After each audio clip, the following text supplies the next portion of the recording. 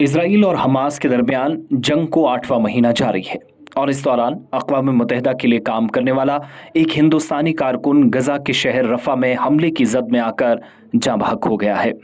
Media reports کے مطابق 7 اکتوبر 2023 کو اسرائیل اور حماس کے درمیان شروع ہونے والے تنازع کے بعد یہ اقوام متحدہ کے کسی بین الاقوامی ملازم یا اہلکار کی پہلی ہلاکت کا واقعہ ہے۔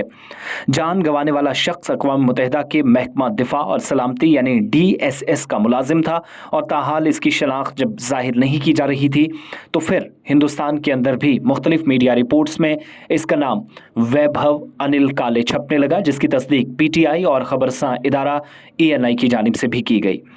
خبروں کے مطابق یہ ایک ہندوستانی تھا اور ہندوستانی فوج کا سابق فوجی تھا۔ DSS کا ایک اور ملازم رفح میں اقوام متحدہ کی گاڑی میں یورپی اسپتال جا رہا تھا جب اس واقعے کی تصدیق کی گئی۔ بتایا جاتا ہے کہ وہ اس واقعے میں زخمی ہوا، اسپتال پہنچتے ہوئے اس کی جان چلی جاتی ہے۔ اقوام متحدہ کے سیکرٹری جنرل انٹونیو گوتیرس نے بھی اقوام متحدہ کے محکمہ تحفظ اور سلامتی یعنی DSS کے ایک ملازم کی موت اور DSS کے دوسرے ملازم کے زخمی ہونے پر اپنی گہری تشویش اور دکھ کا اظہار کیا ہے۔ سیکرٹری جنرل کے نائب ترجمان فرحان حق کی جانب سے جاری کردہ ایک بیان کے مطابق گوتیرس نے اقوام متحدہ کے اہلکاروں پر ہونے والے تمام حملوں کی شدید الفاظ میں مذمت کی اور مکمل تحقیقات کا مطالبہ کیا۔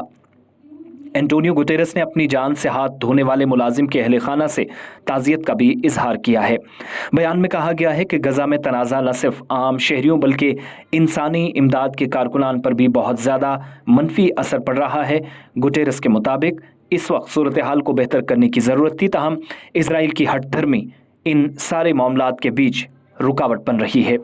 سیکرٹری جنرل نے ایک بار پھر سے فوری طور انسانی بنیادوں پر جنگ بندی اور تمام یرغمالیوں کی رہائی کا مطالبہ دہرایا ہے۔ ایکس پر ایک پوسٹ میں غزہ میں اقوام متحدہ کی گاڑی پر حملے کی انہوں نے تصدیق بھی کی اور کہا کہ ہمارا ایک ساتھی ہلاک اور دوسرا زخمی ہوا ہے۔ ان کے مطابق غزہ میں اقوام متحدہ کی 190 سے زائد ملازمین اب تک ہلاک ہو چکے ہیں، جس پر تشویش کا اظہار کئی شخصیات نے کیا ہے۔ آپ کو بتا دیں کہ اس جنگ کو 7 اکتوبر 2023 کے بعد اب تک 8واں مہینہ شروع ہو چکا ہے اور مرنے والوں کی مجموعی تعداد 38,000 کے قریب پہنچ گئی ہے، جس کی تصدیق فلسطین کے صحت کے حکام کی جانب سے بھی کی گئی ہے۔ مرنے والوں میں 15,000 سے زائد بچے اور 12,000 سے زیادہ خواتین بھی شامل ہیں۔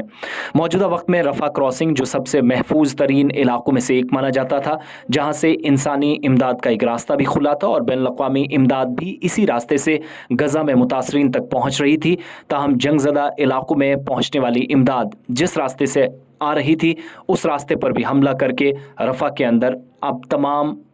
امداد بند کر دی گئی ہے، جس پر دنیا سے منفی رد عمل بھی سامنے آیا ہے اور اسرائیل کی کافی زیادہ مذمت بھی کی جا رہی ہے۔ تاہم آخری اطلاعات ملنے تک اس طرح کا کوئی اتفاق نہیں ہو پایا کہ دونوں ممالک اس جنگ کو ختم کر کے جنگ بندی کے ساتھ مذاکراتی عمل آگے بڑھائیں۔